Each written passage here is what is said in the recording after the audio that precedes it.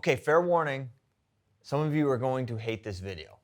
Okay, I'm sorry about that. I don't want to make anything that someone's gonna dislike or hate or whatever, but I think for some of you, this is gonna be a tough pill to swallow. But there's a question that was thrown out maybe a year or so ago, maybe longer. Could Nittany Lion Wrestling Club sweep the Olympic trials and have a rep at every single weight class? And while it could get laughed at a little bit at the time, it's honestly a fair question. Is it realistic? Let's get into it. Is it realistic? All right, well, to do that, you have to have someone at every single weight class. So you start at 57 kilograms. Does Nittany Lion have a viable potential rep? Yeah, they do. Thomas Gilman. Gilman is the reigning Olympic bronze medalist at the weight, at 2021 Olympics. He's the guy that came home with the medal at 57. And then he made the team a couple years after that. And then last year was a shock. We were stunned to see Gilman falter the way he did, right? So was that a signal of the end of the line, or is that just a total outlier performance? And based on all the data, based on the competition, based on what we've seen from Thomas Gilman, that was an outlier performance. Based on, if you think about the definition of outlier, that looked nothing like other competitions of Thomas Gilman in freestyle, period. So if that was an outlier, then he's not just viable, he might be the favorite here, truly. So they could have the favorite at 57 kilograms, and there's so much mystery because since that time, we haven't really seen Gilman, right? And that's a common thing more and more. I mean, David Taylor, he does Final X, he does Worlds, maybe he'll do another thing, but typically not. And that's been a winning recipe for David. And I think Gilman, these weigh-ins are not easy for him. And there's no doubt about it. The weight is a factor here for Thomas. But there's a reality, there's a world where he's the favorite here. Now, he's kind of their only option here at 57. You could say Luke Liljedahl is coming, and maybe he'll be Nittany Lion Wrestling Club by at this point in time. I don't know what his technical affiliation will be, but he's coming to Penn State within a month or two, right? So you could say he's a guy. I don't think Luke's there yet. I think Luke can win matches at this tournament. Don't get me wrong. But as far as running a gauntlet, I'm not sure he's quite ready to do that just yet. He's still in high school. So 57 kilograms, check. They've got a great option there with Thomas Gilman. Also, it's worth mentioning, Nittany Lion has like 15 guys in the field here. That's not counting post-grads like Vincenzo Joseph and Mark Hall that don't train there anymore. They have 15 guys in their room that have qualified for this tournament. Just absurd. 65 kilograms, can they do it? Well, yeah. They've got the reigning world team member in Nick Lee. They've got the reigning world champion at 70 kilograms in Zane Rutherford. They've got Bo Bartlett as well. So they have three super game competitors at 65, and I think it's likely they have it. I mean, the betting favorite might be Zane Rutherford, and the second betting favorite might be Nick Lee. So very likely at 70 kilograms, we'll see a Nittany Lion guy. They have a great option there, several. I mean, you think about Bo Bartlett. Everyone knows I love Bo Bartlett, but he got his hand raised against Nick Lee. Now, there was a scoring error where they both had the same amount of points, but it was Nick Lee that was the winner by criteria at the U.S. Open. But at the time, it was like, oh, Nick Lee just won, or Bo Bartlett just won this match. That's how close those two are. Bo Bartlett beat Joey McKenna. That can't be discounted. And he's the guy, I'm bringing up Bo Bartlett, he's their third best option at 65 kilograms. So I think at that weight class, they have a great opportunity to be on the Olympic team. Now, a caveat with 57 to 65, we're not qualified at this weight class. Currently, we're on the outside looking in to wrestle at the Olympics. So you can be the rep, but that doesn't mean you're wrestling at the Olympics. You got to go and wrestle in May in Turkey, and you have to qualify the weight, and that is going to be a bear. It's going to be way harder than Pan Am's. So they could have the rep at 57, 65, but not wrestle, which would be, a real shame and a shock to USA Wrestling fans to have 2 weights not qualified. That's never happened.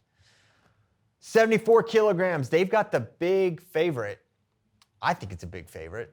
Maybe no one's a big favorite against Jordan Burroughs, but based on 2021 Olympic trials, that's what we have to go on. And Kyle Dake is sitting out to the best 2 out of 3. Now he's waiting for Jordan Burroughs to come to him. This is a position he's wanted to be in over the years. This is a position that he actually, frankly, complained about consistently. It's not fair that Jordan Burroughs sits out while I have to run the gauntlet. Well, now it's the role reversal, and Kyle Dake's got to be feeling great about that.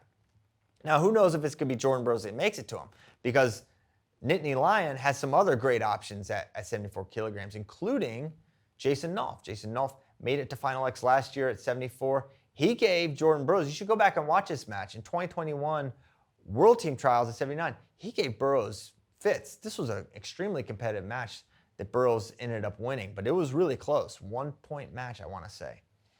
Go back and check that one out. They also have Carter Starace, who said, hey, I'm going to retire Jordan Burroughs. All right? Carter's been there. He's been competitive at the senior level. So it could be him. We could have an all Nittany Lion 2 out of 3 at this one. That's not unrealistic. They also have Mitchell Messenbrink, who was a junior world champion, right? They're deep at this weight class. And Levi Haynes, I don't know if he's going to come, but he's qualified, and you would assume he would wrestle at 74 if he does. And so there's another option. I don't think he was going to be able to run that gauntlet, but he's still another guy at 74 kilograms, and it feels like this is one of the most locked-in weights for Nittany Lion, that they will qualify. They're already qualified there. Will they win this weight? It feels like someone from that room is going to do so, and it looks more and more like it's going to be Kyle Dake. Then you go to 86 kilograms. David Taylor's sitting out. He's Nittany Lion, obviously, through and through. And he's the pound-for-pound #1 wrestler in America. And most people think his top competition will come from Aaron Brooks, 86 kilograms. This is a guy, 4-time national champion. He made Final X last year against David. Really, Zahid is probably the main guy you think could break that up. So it seems like it's going to be Aaron or David, but whoever makes it through the challenge tournament, David's going to be a massive favorite. So Nittany Lion, I'm not saying lock it in, but they're our strongest, I think the strongest favorites to be the reps at 86. And then you go to 97, it's been Kyle Snyder every year since 2015, guys. 2015, okay? It feels like it's going to be him again. Now, Jaden Cox could disrupt that. He could be the guy. And at 97, he's the only Nittany Lion option, Kyle Snyder. But he's been the guy. He's been a favorite. He's been relatively unchallenged at this weight class domestically. So it feels like Nittany Lion, yes, at 97 kilograms, they have the favorite without a doubt, and it seems likely that they'll have the rep. It's certainly more likely than not. And then 125 is maybe the longest shot they have to make the team, but I give them a great chance to. Now, the question is, or the challenge is, there's only really one guy that can do it, and it's Greg Kurtfleet, right? They don't have, it's not like 74 where they've got Dake and Starace and Nolf and Messenbrink, right? It's Greg. All the hopes of this insane proposition of having everyone on the team, it's on Greg, right? Can he do it? Can he beat Gwiz? Can he beat Wyatt Hendrickson? Can he beat Mason Parison at 2 out of 3? This is the longest shot, but you're crazy if you don't think it's realistic. Greg has beaten Mason Parison freestyle. He has gotten better and better every single year out. He's got a great combination of offense and defense. Parterre, we haven't seen him in a while. We haven't seen him on the scene in a little bit, but I think and just out, not just within the Penn State sort of sphere, I think many people around USA Wrestling feel like Greg could be the guy that makes it to that 2 out of 3. And 2 out of 3 against Mason Parris, I think Mason's a favorite, but it's not by a significant margin. It's not an 80-20 proposition. It's maybe a 60-40, 55-45. Greg's got a shot. He's a age-level world champion, and he's only gotten better. So the question is, can they do it? Can they go 6 for 6? You can't rule it out. Now, the odds of it happening and all those stars aligning are not high, right?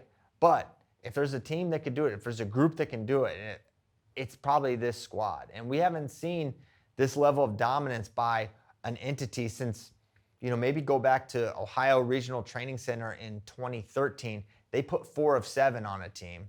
That's significant. But the idea of going 6 for 6 for an Olympic team would be totally insane. But given the room that Penn State has, you can't rule it out. It's not crazy.